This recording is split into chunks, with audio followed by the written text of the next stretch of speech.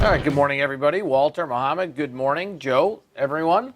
We're going to be looking at the positions we did yesterday. iRobot, for those that were in, I know those of you that were looking at the stock right after, hi, Bevan, right after earnings came out, the stock was up like $10 or so. Now it's up $1. I think we may have an opportunity to get out of this one, so that'll be good. We'll monitor that. Shake is up a little bit pre-market. That's obviously great for our position as well. Over the last couple days, we've been looking at, okay, what do we do with our Shake call calendar? It's working perfectly. It's moving right towards our short strike, which is exactly what we want to happen. So maybe we'll get the opportunity today to do that roll. Maybe we'll just exit and take some off the table. Okay, but that continued grind up